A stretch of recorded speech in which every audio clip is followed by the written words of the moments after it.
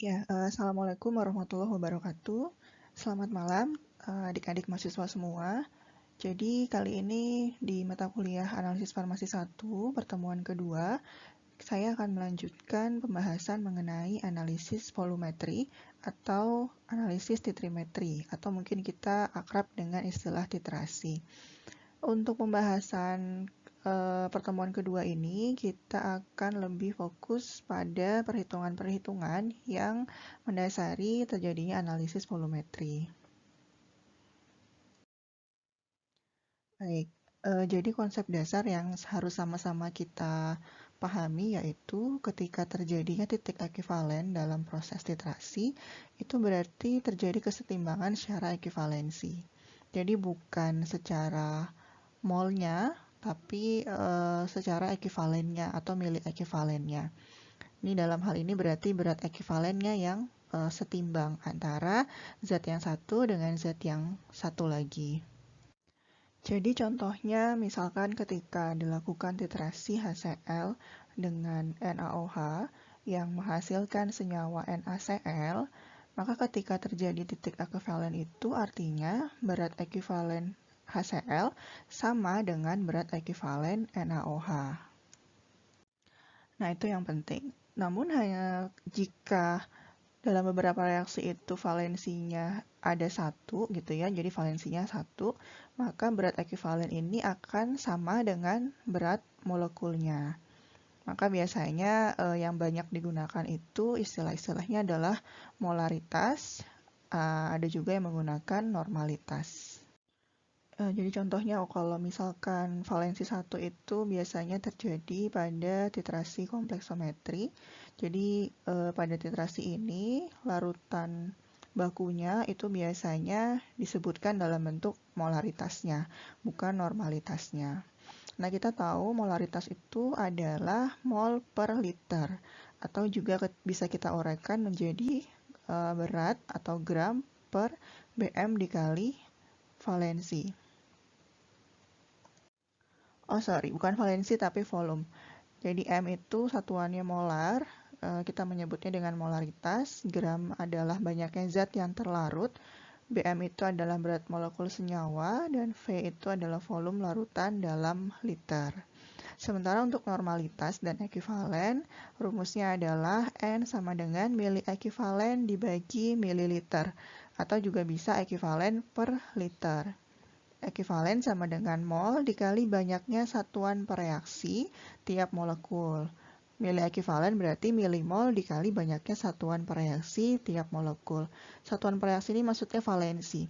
Jadi kalau valensinya 1 ya dikali 1. Kalau valensinya 2 dikali 2 dan seterusnya. Nah, dari konsep ini kita bisa menguraikan bahwa ekivalen sama dengan gram per berat ekivalen, sehingga untuk N rumus lainnya kita bisa menyebutkan sebagai berikut, yaitu gram per berat ekivalen dikali volume larutan. Atau berat molekul dibagi dengan molnya. Sehingga rumus akhirnya dapat seperti ini. Normalitas sama dengan gram dikali N dibagi berat molekul dikali volume. Nah, kemudian untuk proses pembakuan, jadi dalam titrasi itu biasanya terjadi pembakuan larutan titrannya. Jika kita menggunakan baku sekunder, maka kita harus membakukan dengan menggunakan baku primer. Nah, ada dua rumus ya secara umum. Yang pertama, ketika senyawanya itu adalah cair yang dibakukan dengan senyawa yang asalnya padat, maka rumusnya adalah V dikali N sama dengan milimol dikali valensi, sama dengan miligram per BM dikali valensi. Contohnya di sini adalah pembakuan HCl, titrannya larutan, dengan menggunakan Na2CO3 yang bentuknya padatan, yang kita timbang. Nah, kemudian untuk yang kedua, itu jika titran dan senyawa baku primernya sama-sama berbentuk cair. Contohnya pada pembakuan iodium yang menggunakan natrium tiosulfat, maka rumusnya seperti yang sudah sering kita dengar, mungkin V1N1 sama dengan V2N2. Jadi diingat, diperhatikan, senyawa baku primernya berbentuk cairan atau padatan. Jika menggunakan cairan, maka kita bisa menggunakan rumus V1N1 sama dengan V2N2. Namun, jika baku primernya menggunakan senyawanya adalah zat padat, maka rumusnya V dikali N sama dengan milimol dikali valensi. Jadi ada dua cara atau rumus pembakuan yang bisa digunakan. Oke, sekarang kenapa sih harus dibakukan titran yang kita pakai itu? Karena pada umumnya titran yang digunakan dalam reaksi titrasi itu merupakan suatu senyawa atau larutan baku sekunder yang sifatnya tidak stabil atau stabilitasnya rendah. Nah, karena itu maka harus dibakukan terlebih dahulu dengan suatu larutan baku primer. Nah, tapi ketika misalkan kita menggunakan baku primer sebagai titran, maka tidak perlu dibakukan. Jadi nggak perlu ada pembakuan lagi. Nah, tetapi ketika kita menggunakan baku primer itu, penimbangan harus dilakukan dengan seakurat mungkin untuk mencegah terjadinya kesalahan. Nah, lalu apa saja syarat dari suatu standar atau larutan baku primer? Yang pertama mudah didapat, kemudian dimurnikan, dikeringkan, dan dapat disimpan dalam keadaan murni. Dia juga mempunyai kemurnian yang sangat tinggi atau dapat dimurnikan dengan penghabluran kembali. Dia juga tidak berubah selama proses penimbangan. Utamanya adalah harus bukan dari zat yang higroskopis gitu ya. Kemudian dia juga punya berat ekuivalen yang tinggi sehingga kesalahan dalam penimbangan akan menjadi lebih kecil. Susunan kimianya tepat sesuai dengan jumlahnya, tidak mudah teroksidasi, lalu dia juga mudah larut, lalu reaksi dengan zat yang ditetapkan bersifat stoikiometri, cepat, dan juga terukur. Jadi tidak sembarangan suatu larutan itu bisa menjadi baku primer karena punya syarat-syarat tertentu sebagaimana yang telah disebutkan. Baik, ini contoh penggunaan baku primer pada analisis volumetri. Yang pertama itu adalah kalium hidrogen ftalat. Ini digunakan untuk pembakuan larutan NaOH. Lalu juga ada sama ya kalium hidrogen ftalat selain untuk larutan NaOH juga bisa untuk pembakuan asam perklorat. Kemudian ada KiO3, ini digunakan dalam pembakuan larutan natrium tiosulfat. Kemudian natrium karbonat digunakan untuk pembakuan HCl. Jadi kalau misalkan kalian nanti ada titrasi netralisasi ya asam basa dengan titrannya HCl, maka HCl-nya itu sebelumnya harus dibakukan terlebih dahulu dengan natrium karbonat. Kemudian ada logam zinc, ini biasanya digunakan pada pembakuan larutan EDTA. Baik, ini contoh soal ya untuk pembakuan titrasi. Di sini pembakuan HCl, contohnya kita membakukan HCl yang dilakukan menggunakan baku primer yaitu natrium karbonat. Sebanyak 354,2 mg natrium karbonat baku primernya yang telah dikeringkan pada suhu 270 derajat Celcius selama 1 jam, dilarutkan dalam 50 ml air dan dititrasi dengan larutan HCl.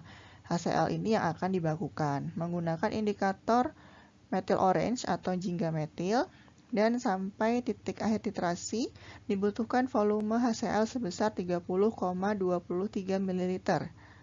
Jadi volume titrannya adalah 30,23 ml. Hitunglah berapa normalitas dari HCl-nya.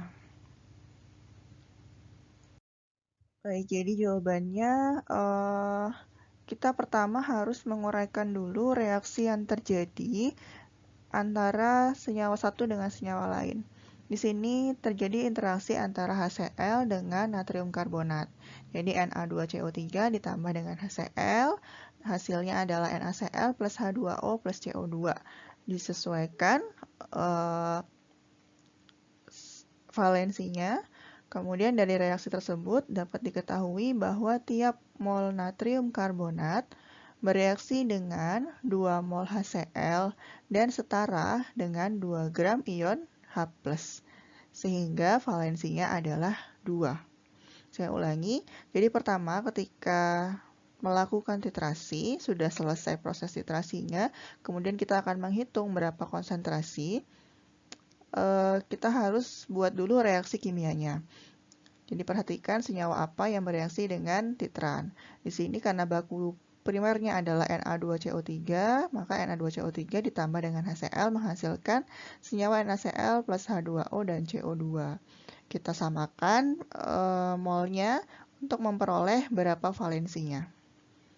Nah, maka pada titik ekivalen, di sini miligram ekivalen, ya miligram itu, miligram ekivalen HCl sama dengan miligram ekivalen Na2CO3. Ingat tadi yang saya sebutkan di awal, pada saat terjadinya titik ekivalen, maka berat ekivalen senyawa satu akan sama dengan berat ekivalen senyawa yang kedua. Maka dalam hal ini, karena terjadinya reaksi antara NaHCl dengan natrium karbonat, maka berat ekivalen HCl atau miligram ekivalen HCl sama dengan miligram ekivalen Na2CO3. Ingat tadi di slide yang sebelumnya, jika terjadi interaksi antara titran yang cair dengan baku primer yang padat, maka rumusnya adalah mililiter atau volume dikali dengan normalitas sama dengan milimol dikali dengan valensi. Nah, di sini natrium karbonat ini bentuknya padatan. Jadi rumusnya kita menggunakan yang itu. Sini setelah diuraikan, tadi sudah diketahui valensinya, kemudian sudah diketahui bobot atau berat dari natrium karbonatnya, diperolehlah konsentrasi HCl, yaitu normalitasnya sebesar 0,2211 normal. Ini silakan nanti bisa diulangi di rumah ya. Coba diganti-ganti soalnya, angkanya. Tapi konsepnya seperti yang slide sebelumnya. Jika cair-cair maka rumusnya V1N1, V2N2. Jika cair padat maka rumusnya seperti yang pada contoh soal ini. Nah, langkah pertama pembakuan titran sudah dilakukan. Maka langkah selanjutnya adalah proses titrasi itu sendiri, yaitu penentuan kadar senyawa yang akan diteliti. Jadi kan biasanya ada 2 tahap ya dalam titrasi. Jika menggunakan baku sekunder, maka kita melakukan titrasi itu 2 tahap. Tahap pertama adalah titrasi pembakuan titran. Titrasi yang kedua atau tahap yang kedua adalah titrasi untuk penentuan kadar senyawa. Jadi dibakukan dulu si titran yang kita pakai, kemudian setelah itu baru kita akan titrasi yang kedua untuk menghitung berapa kadar senyawa sampel kita. Tuh. Nah, untuk perhitungan kadarnya ini harus disesuaikan dengan yang tertera pada etiket sampel. Misalkan jika sampel kita adalah tablet, maka kadarnya adalah miligram tiap tablet atau miligram per berapa tablet. Jika sampel kita bentuknya sirup, biasanya adalah miligram per 5 mili. Jadi sendok teh ya, atau miligram per 15 mili sendok makan. Jika sediaannya adalah injeksi, maka kadarnya adalah miligram per 100 mili atau gram per 100 mili. Jadi tergantung bentuk sampel yang kita gunakan. Nah, ini ada rumus umum dalam penetapan kadar secara titimetri. Ini tetap sama, V1 dikali N1 sama dengan jumlah gram ekivalen atau grek. Kemudian jumlah mol dikali berat molekul menjadi berat, kemudian dikali 100%, maka akan menjadi kadar dalam persen. Nah, ini adalah contoh perhitungan tergantung dari bentuk sampel. Jadi yang pertama, jika sampelnya padat, maka sampel ditimbang dengan timbangan analitik yang telah terkalibrasi. Maka rumusnya adalah kadar dalam persen bobot per bobot. Jadi berat per berat.